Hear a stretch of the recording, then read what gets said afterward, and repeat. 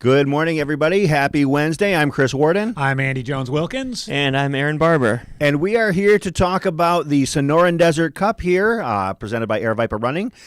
We are approaching the end of the season here, but it has just flown by. I don't know how you guys feel, but, for better or worse, like we're doing one of these race either preview or recaps every single week, and so we have to get up bright and early to head to Aravaipa headquarters on Wednesday morning.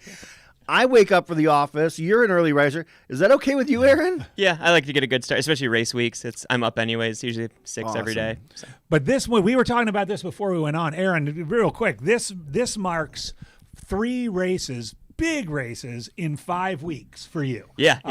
Starting on the 4th of January and then the 18th of January and now February 1st. Yeah. Are you ready for this weekend to be over? I feel like I've already passed the hump. Like once you get to like actual race week, like the work is done. I'm kind of focused on Mesquite now, but a month break for Mesquite will be very welcome. I'll say that. So think about that for those of you that have put on events or been a part of race construction. Aaron, how many runners do we expect this weekend here at Elephant Mountain? We had 500 on the dot pre-reg. So. Oh, wow. So we had 500 pre-registration. The previous 2 races about the same number, Roughly the same, about 500. So in 1,500 runners. 1,500 runners, 5 weeks, 3 events. So for those of you who have put on a racing event before and think, wow, it's pretty exhausting, this guy here has done 3 of them of 500-plus runners in the course of just a little over a month. Pretty amazing. It's fun stuff. We've got a big staff, and it's not all me, and a lot of we're set with logistics. Oh, come on, here, Aaron. so. Accept your flowers. Okay, I can Accept your my flowers. other 12 races. Add to that. All 3 events have multiple distances. Mm-hmm. They're in different locales, which requires an entirely different start-finish setup, an entirely different course marking strategy for the different distances. I mean, it's dizzying the level of details that go into these. Yeah. So, Aaron, we are in the 6th of 7, the 3rd of 4 for the spring series here in the Sonoran Desert Cup, the inaugural year that Aravaipa has done this. Have you talked to runners and gotten some kind of idea of how they feel about it? Is there a bit of excitement for the fact that, like, some locals are not normally recognized for their efforts on a grander scale? You know, what kind of reception have you gotten from the runners out on course? I think it's cool to have. Usually the longest distances get all the the laurels, but it's kind of cool to showcase the mid sub ultra distance, and I think people have appreciated it because there's some definitely talent in the fields and a different skill set. If you guys comparing like a 30 or 40K ish distance to the 50 and 100 mile. What I like too, Chris, is that, with these shorter, let's not call them short, but shorter distances, the recovery time's a little bit less than, say, 50K, 50 mile, 100 mile. And as a result, people can race more frequently without kind of the risk of injury or overtraining or so forth. So seeing a lot of the same faces come back, event after event is pretty cool. I think the other thing that's interesting, though, is, as we mentioned, 3 events in 5 weeks, now a bit of a hiatus until Mesquite. So someone could swoop in to this race, to this Saturday, having not done one of these yet, and just do this in Mesquite and snag a spot. Absolutely. I also think one of the things that would be interesting to follow is to go through the people who have raced either at Santan or at Coldwater or this weekend that are doing this in anticipation of a huge race next weekend at Black Canyon. Yeah. I mean, there is Black Canyon 100K and 50K, not related to this series, but, one of the biggest events on the Arizona Ultra calendar, one of the biggest events on the North American Ultra calendar. Yeah. It could be that some of these folks that have been doing the mid ultra, the sub ultra distances are getting ready to, run a great race at Black Canyon. Do you think that that's the case as well, Aaron, that a lot of people are using some of these Sonoran Desert Cup series as part of their race prep for other things? Oh, absolutely. As well? I know of a lot of people at Coldwater. Coldwater seems like a good distance or time gap between that and Black Canyon. Elephant, we'll see. It probably depends on the person.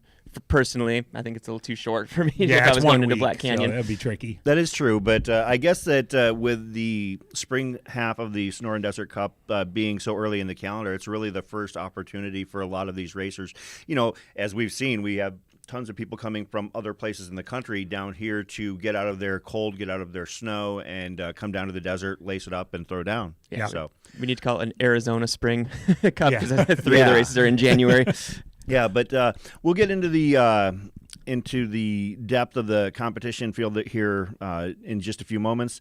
I guess first thing we can do is talk about the actual race course itself. Jordan, we'll pull up where that is the page. We'll talk about if you're interested in registering. We'll go into that. But this is the Sonoran Desert Cup race here, the 35K. It is 21.6 miles, about 2,500 feet of climb. A little bit more climby than some of the previous races. Yeah, wouldn't you say, Aaron? just looking at those numbers too, I think it runs a little hillier than that. Mm-hmm. And it's technical too in Definitely. some spots. Like, the Cave Creek Regional Park, actually, let's spin back to that a little bit.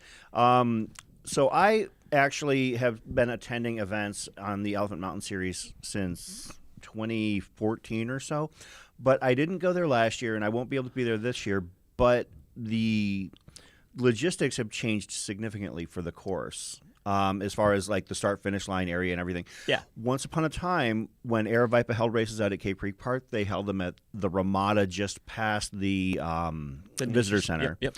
And it's been moved to what was previously parking. And can you talk us through that? Yeah, that was the Ramadas it was smaller. We're growing and stuff like that. And then we've got all these tents, and it kind of lets the horse staging area where we're hosting the race now lets us do more what we want to do, kind of create that village that we envision versus working around the Ramadas, which they're concrete, so there's not a lot of maneuverability there. But we like to make like the nice little horseshoe designs when you come to finish. So we've got vendors and timing, massage, and you finish, and it's like a nice little village there. So let's just do our thing a little bit better, more space. It's not big as Coldwater. It's still a pretty confined space, especially at Cave Creek, but it lets us put on the race that we would like to put on. And that vibe, that start-finish vibe and that village feeling, I think has kind of become one of the signature components of many Aravaipa events. Not all, but many Aravaipa events where you kind of create that feeling. It's the design of it is to bring people together. I mean, let's face it, a lot of people do these events because they like being together with like-minded folks. And so I think that design feature is wonderful. And Aaron, you come in and change a lot of start-finish areas. Yeah. I mean, in a good way, right? No, in a good way. Of course, at Coldwater last time, I made the mistake of driving in. I was, so early in the morning, I drove in the regular entry, and they're like, it's at the competitive track. I was like, of course I knew that. It could have been worse. You could have been the person who drove into the start-finish line that morning. So, I think that actually, that's one of the reasons I wanted to ask about the change at the start of Elephant Mountain is that, as you alluded to, the idea of creating like a start-finish line village area is really unique. Like it's like you said, you kind of circle things around. You've got the tent city set up, and on one side you might have a food truck vendor or two. You circle around. You've got the start-finish line aid station. You've got the med tent. You've got usually a couple of tents for warming or for just like getting out of the sun. I've noticed that as a feature as well. And I really loved what I saw at Coldwater. I mean, it encourages hanging out. Yes. It's kind of like the kitchen at a dinner party where everybody hangs out. Everybody comes and they hang out in the kitchen. Yeah. It sort of has that feel, and it just at the start, of course, everyone's milling around getting ready, but certainly as a finish and with the multiple distances, people hanging out watching the longer distance finishers. It's just a great vibe, and something that I think is a big part of what attracts people to Aravaipa events. It also makes as I call it, the Aravaipa goodbye a lot more efficient, because whenever I leave an event or leave a race, one of the things that I find is that it takes me a good 30 to 60 minutes to get through my handshakes, my hugs, my high fives with everybody in the community. Yes. I can get all that I'm done calling in one BS spot. on the 30 to 60. I'm going to give you 60 to 90. Okay, fair. I've waited for you through the Aravaipa goodbye. I try, but if somebody wants to engage, I'm happy to do it. But that's one of the great things about this series, the sense of community that comes along with it. Yeah. But of course, not only are we here to be as part of the community, we're here to run. Sure. And so let's look at what we're running here this weekend, Jordan. We're going to slide down to the actual course itself. And Aaron, can you kind of walk us through what we're going to be doing here at Elephant There's Mountain? a climb right out of the gate. So you Gojan? go up that Gojan climb from mile 0. Look so at that, man. You're right climbing away. right there. After you hit the saddle, there's probably a good 1.5 to 2 miles of descent. That's a beautiful descent. That too. descent is great.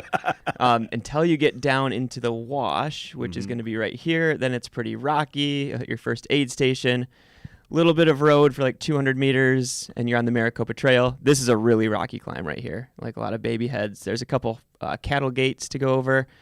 This is not a road. This is actually like a OHV kind of path. It's pretty rocky. I fell here a couple years ago. And then you climb over the Elephant Mountain Saddle. This is a really rocky section here. That's kind of a theme of this course. Little climb, and then you get this monster descent that all the way to the turnaround. This course is a straight out and back for the 35K. So fun descent, pretty smooth. There's definitely been some bloodied knees on here too, because like I think those smoother descents lull you into a false sense of security. It kind of starts rolling here before a really steep one leading into the Spur Cross aid station. Usually a water crossing right there, but it's bone dry right now. Hit the aid station, turn around, and then you got a long, long climb. Steep right here, and then it's just like, it's grindy for a couple miles until you get back to that Elephant Mountain Saddle. So at least I've only done the 50 mile here. This is like a hike jog in the 50 mile for me at least. But I'm sure they'll be running it. It's nice and smooth, and it's a pretty wide trail for two-way traffic. Hit that saddle, short descent, really rocky. There's an aid station right at this corner coming up, Roger Creek. So hit the aid station right here. This is a flatter section until you get back to the actual Maricopa Trail. There's a couple, like I said, those cattle guards to hop over there. Another rocky descent. Then you're back to your road section before you go into the wash and hit that Gojon 8 again. Coming back into the park, critical turn. 35Ks are the only ones that go back up this hill. Everyone else veers to the left. Interesting. That's what I was going to ask about. Yep. And then long climb, and then hit Gojon and straight back to the finish. You'll rip down that descent. You know, I've done the Gojon climb probably dozens of times in my life, and I've never done it as a descent. Yeah, I interesting. always do Yeah. the loop to Overton, or if I'm doing the Elephant Mountain races, I guess I've never done the 35K. I didn't realize that, but every time, you go and you basically go around. Yeah. And that's every other distance here does Yeah. the same thing. They go up the traditional route and then come back over Quartz, I think it is. Yep, Yeah. Quartz and Slate. Yeah. This does look like a departure from many of the other Cup races, with two big, basically crossing two significant mountain ridges at least. It's rocky twice, and technical. and technical, And with it's just down a and back. little bit in the middle there. Out and back, you can see your competition. Yeah, I think it's going to be. I think it could be an interesting race dynamic for sure. Absolutely. And speaking of, let's jump right into the competition here. My ripped from Ultra Sign Up mock-up here did make a couple of notes. This women's field is something at the very top. We've got somebody who we're very familiar with, and somebody who I talked with you about beforehand, Aaron, you're pretty familiar with. Megan Kupras, the Aravaipa Racing team, has won many races in the Sonoran Desert Cup Series. But she has her work cut out for her to defend her local turf. Yeah, Lindsay she's also a new Aravaipa Racing team member. Oh, okay. This season. But yeah, Lindsay and Megan, that'll be a showdown. Lindsay's quick. Olympic trials in 2020 for the marathon, 34-minute 10K PR. Wow. We threw down at the Flagstaff Doggy Dash 5K a few years ago. How'd that go for you? She beat me. But yeah, she's got wheels. She's pretty quick. Obviously, she was like 6:47 at JFK, so fifth place this year. But it's in a got to time be in a top time 10 that time of all a time that probably. would have won the race 35 times. Yeah. At JFK for the women, 6:37, just incredible. So that'll be really fun to see that showdown at the front. Yeah, the two of them, Lindsay and Megan, it's definitely going to be a fun race to follow. At least for me from a distance, because I won't be there. But we've got some familiar names further down the list as well who have already qualified for the Sonoran Desert Cup Series finale in Brittany Lump, Jackie Jacoby, Lindsay Yazzie, and Holly Boyd, who all qualified by virtue of the Fall Series, running multiple races and placing in multiple races on that. I see some other local flavor here. I see Jesse Ziegler and Jackie Wyman, a couple of members of our local Aravaipa running community. Chris, I wonder if this is the first time that we've had a runner from the Yukon territory. I was in wondering the that. Cup. I'm going to say yes. We might have to put our research team on that, but Christy Petovello from Whitehorse, Yukon territory, coming down to Very cool. get to some sunshine and dirt. Yeah, I would say I don't know if I've ever even seen like the YT initials for somebody's origin when it comes to looking people up in ultra sign up. But yeah, you can see we've got runners from all over the Midwest, from up north in Washington, Colorado. Looks like we have somebody from Virginia as well. People sliding down to the desert to get out of the cold. You can see the course record on the right-hand side. Those are the top times all time. The recent years, it looks like Elsa McDonald has put a stamp on this race, finishing 10 minutes ahead of Lauren Curry's previous course record. Somebody I wasn't really all that familiar with, even though apparently I ran a lot of the same races as her. Gudrid Espenscheid had basically been dominating this race in the mid-teens. But since then, a handful of runners have bested her times, and I gotta say, as fast as Elsa and Lauren both are, Lauren another Olympic trials runner in the past, and Elsa, obviously famously, being world class. I would say that those numbers might be under threat. Absolutely. And yeah, Megan is suited for this course too. She's obviously done a lot with Cave Creek Thriller that shares a lot of the same trails, but it's kind of built for her, I feel. And the course, Aaron, the course from 23 and 24 is pretty much the same? Yeah, I mean, moving the start area, it's a 200-meter difference, but in terms of you're running the same difference. The location is changed. Okay, Yeah. Is Krista Walmsley, is she in the running for this round? I think she actually does have a couple of results. I've got it pulled up on over here. Because I've got there we go. The series. Okay, so she has done. These are the 4 people that are already qualified for the series.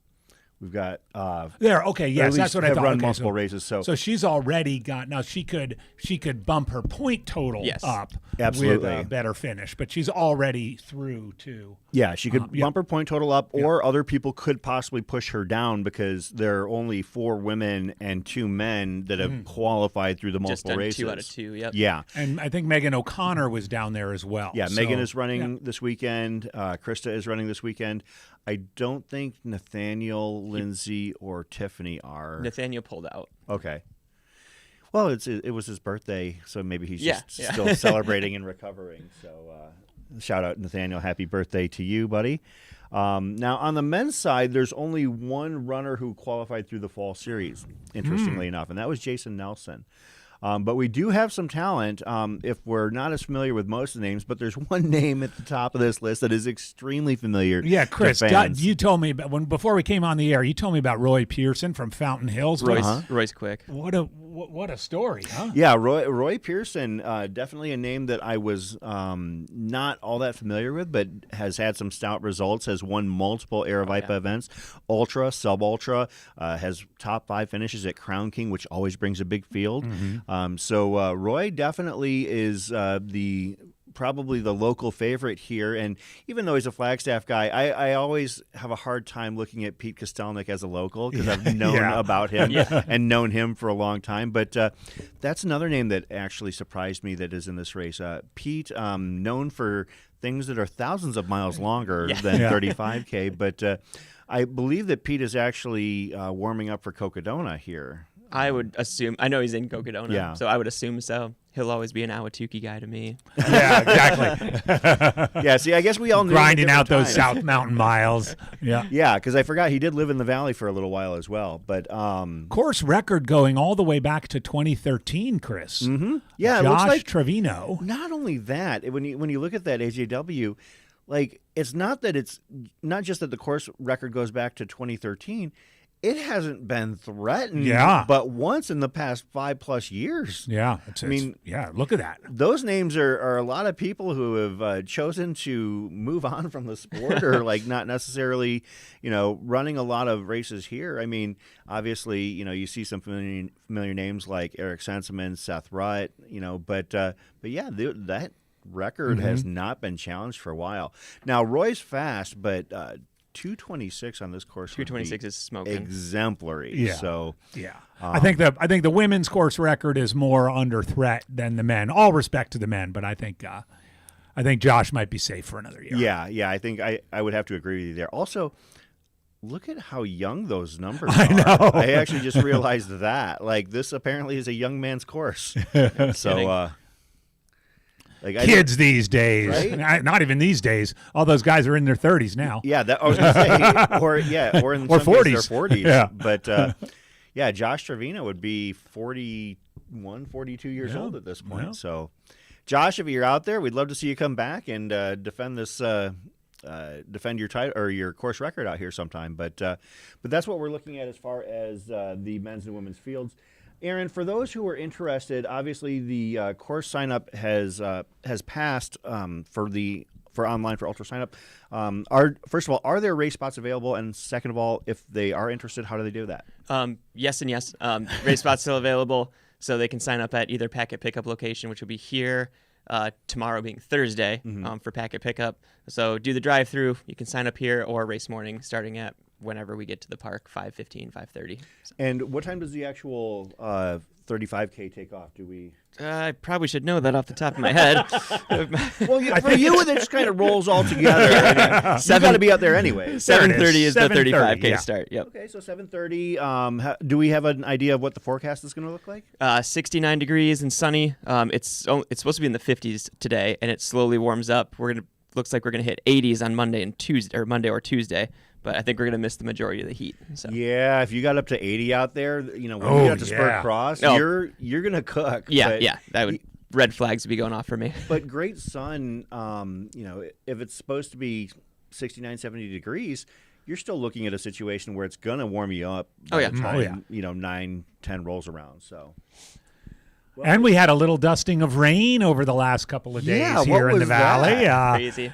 For those of you who are listening or watching from afar, we've had 100+ days of no measurable rain, but we got a little bit over the last couple of days, and might keep the dust down a bit, and it adds to that wonderful creosote smell in the air. And still not too late to sign up, so come on down and join the fun. And Aaron, do you have to go and record the Runner briefing? guide after? I'll do that today.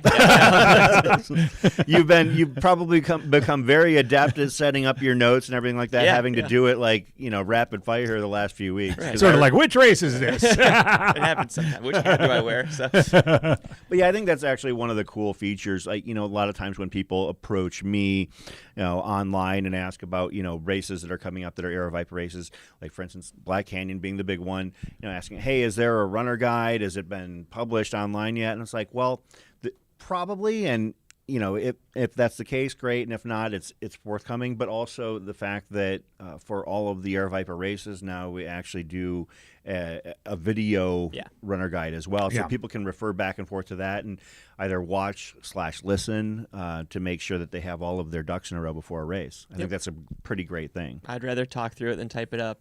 Absolutely. And of course, we are going to reconvene next week as well. So mark your calendars. Probably next Wednesday is. I'm guessing it'll be next Wednesday. That's usually when we've got time, but we will reconvene to talk about what happens here at Elephant Mountain this week, and we'll have some update on where the Sonoran Desert Cup standings. I'm sure there are going to be plenty of people that have added themselves into the eligibility for the series final. Yeah, that'll be a good showdown at Mesquite. I'm excited for that one already. Absolutely. Yeah, it's going to be great. All right. Well, thanks everybody for tuning in, and we will see you next week after Elephant Mountain 35K presented by Aravaipa Running. Cheers, everybody.